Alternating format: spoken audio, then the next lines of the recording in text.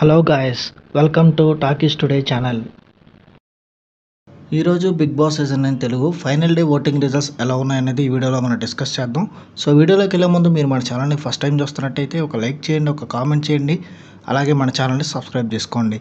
చాలామంది మన ఛానల్ని సబ్స్క్రైబ్ చేసుకోకుండానే వీడియోస్ చూస్తున్నారు గైస్. మీరు సబ్స్క్రైబ్ చేసుకుని చూడడం వల్ల ఛానల్కి ఎంత ఎంకరేజ్మెంట్గా ఉంటుంది. సో సబ్స్క్రైబ్ చేసుకుని వీడియోస్ చూడండి. ఇంకా లేట్ చేయకుండా వీడియోలోకి వెళ్ళిపోదాం. Let's get started. Bigg Boss season 9 Telugu final day voting analysis. ఈరోజు ఎవరెవరు టాప్ జోన్లో సేఫ్ జోన్లో ఉన్నారో చెప్తాను. అట్లాగే ఈ వారం డబుల్ ఎలిమినేషన్ ఉంటుందా ఉండదా అని కూడా చెప్తాను. డేంజర్ జోన్లో ఉన్నది ఎవరనేది కూడా స్పెసిఫిక్గా చెప్తాను. సో వీడియోని అక్కడ స్కిప్ చేయకుండా ఎండ్ వరకు చూడండి. ఈ వారం డబుల్ ఎలిమినేషన్ ఒక 60%కి ఛాన్సెస్ ఉన్నాయి. ఖచ్చితంగా ఇద్దరు వెళ్ళిపోయే అవకాశం ఉంది. ఫైనల్ డే ఓటింగ్ రిజల్ట్స్ కంప్లీట్గా తారుమారైపోయినాయి. చివరి రోజు గేము, అలాగే వాళ్ళు ఎట్లా బిహేవ్ చేశారు, వాళ్ళ టాస్క్ ప్లేయింగు, వాళ్ళ డిస్కషన్స్, ఇవన్నీ ఓటింగ్ లిస్ట్ని కంప్లీట్గా చేంజ్ చేసేసినాయి. ఎవరెవరు ఏ స్థానంలో ఉన్నారు, సేఫ్ జోన్లో ఉన్నది ఎవరనేది ఇప్పుడు చెప్తాను. ఫస్ట్ ప్లేస్లో తనుజ గారే ఉన్నారు.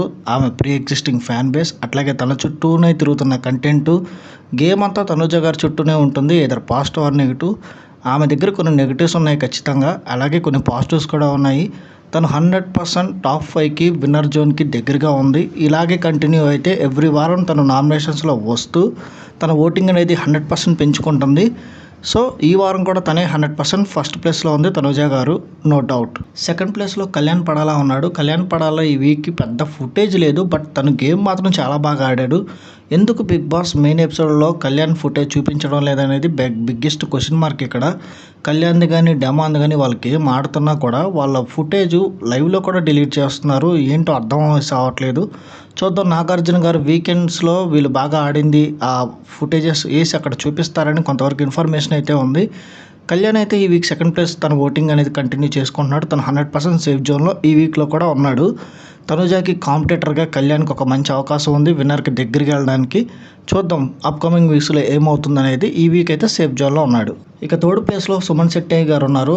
అన్న తెలిసిందే కదా, అన్న నిజాయితీగా తన గేమ్ని తను ఆడుకుంటాడు. వేరే వాళ్ళతో పట్టి సంబంధం లేకుండా తను నిజాయితీగా తను ఏదైతే చెప్పాలనుకుంటున్నాడో అది చెప్తాడు. ఎమోషనల్ అవ్వాల్సిన టైంలో ఎమోషనల్ అవుతాడు, మాట్లాడాల్సిన టైంలో కూడా మాట్లాడతాడు. తను బాండ్స్ లాంటివి కూడా పెట్టుకోకుండా అందరితో ఈక్వల్గా ఉంటాడు. సో సుమన్ శెట్టి గారికి పబ్లిక్లో మంచి ఇంప్రెషన్ ఉంది. సో ఆయన నామినేషన్స్కి వచ్చిన ప్రతిసారి ఆయనకి మంచి ఓటింగే పడుతుంది. ఈవెన్ మెంబర్స్ వేసిన పోస్టులు కూడా మంచి రీచ్ వస్తుంది. ఆయన తరపున పోస్టులు ఏవైతే ఉన్నాయో సుమన్ శెట్టి గారు కూడా ఈ వీక్ 100% సేఫ్ జోన్లో ఉన్నారు. ఇక మిగిలిన నలుగురు 100% డేంజర్ జోన్లో ఉన్నారు. డబుల్ ఎలిమినేషన్కి చాలా దగ్గరగా ఉన్నారు. మొత్తం తారుమారైపోయింది. వాళ్ళు ఏ స్థానాల్లో ఉన్నారనేది ఇప్పుడు చెప్తాం. నెక్స్ట్ 4 ప్లేసెస్లో ఉన్న వాళ్ళకి ఓటింగ్లో ఎలాంటి డిఫరెన్సెస్ లేదు, చాలా తక్కువ, చాలా మైనర్ పర్సంటేజ్ ఓటింగ్ అని చెప్పొచ్చు. అందరూ ఈక్వల్ ఓట్ షేర్ని షేర్ చేసుకుంటున్నారు. ఆల్మోస్ట్ ఒకేలా ఉంది. ఎవరు వెళ్ళిపోతారనేది మనం 100% చెప్పలేము. పైగా తనుజ గారి దగ్గర ఉన్న గోల్డెన్ సేవింగ్ పవర్ ఏదైతే ఉందో 100% అది డిఫరెంట్. మనం అనుకున్న దాన్ని ఎక్స్పెక్టేషన్స్కి మించి తారుమారైపోతుంది. సో తర్వాత స్థానంలో సంజన గారు ఉన్నారు.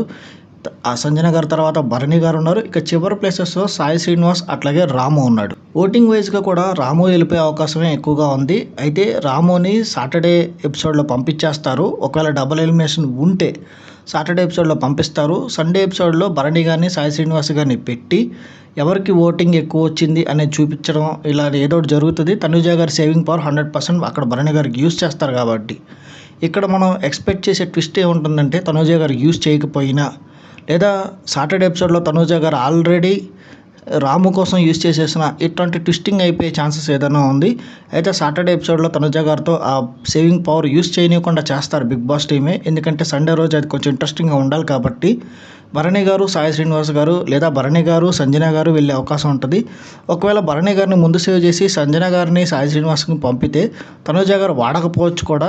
అప్పుడు అక్కడ ఏం జరిగిద్ది అనేది మనం చెప్పలేము. సో సింగిల్ ఎలిమినేషన్ మాత్రమే ఉంటే 100% రాము వెళ్ళిపోయే అవకాశమే ఉంది. ఎందుకంటే రాము కనుక చివరి ప్లేస్లో ఉంటే తనుజ సేవింగ్ పవర్ యూజ్ చేయదు మోస్ట్లీ. ఎందుకంటే రాముయే నేను వెళ్ళిపోతా అంటున్నాడు కాబట్టి అది బాగా మిస్ఫైర్ అయ్యే అవకాశం ఉంది. మోస్ట్లీ రాము వెళ్ళిపోతాడు ఈ వారం. ఇంకా ఒక డబుల్ ఎలిమినేషన్ ఉంది కాబట్టి ఐదర్ సాయి శ్రీనివాసు, సంజన, భరణి వీళ్ళ ముగ్గురులో ఒకరు వెళ్ళిపోతారు డబుల్ ఎలిమినేషన్ ఉంటే. సింగిల్ ఎలిమినేషన్ ఉంటే రాము మాత్రం వెళ్ళిపోతాడు. సో ఇది వాళ్ళ ఓటింగ్ అనాలిసిస్. మీరు ఎవరికి ఓటేస్తున్నారు, మీ ఫేవరెట్ కంటెస్టెంట్ ఎవరు, ఈ సీజన్ విన్నర్ మీరు ఎవరు అవుతారనుకుంటున్నారు కింద కామెంట్ సెక్షన్లో మెన్షన్ చేయండి. రేపు ఎవరు ఎలిమినేట్ అయిపోయారనేది క్లియర్ వీడియో ఇంకోటి అప్డేట్ చేస్తాను మార్నింగు.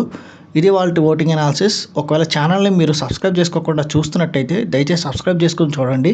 వీలైతే పక్కన బెల్ బటన్ కూడా ప్రెస్ చేసి పెట్టుకోండి. ఇది వాళ్ళ వీడియో గైస్. మళ్ళీ ఇంకొక మంచి వీడియోతో మీ ముందుకు వస్తాను. Thanks for watching. జై హింద్.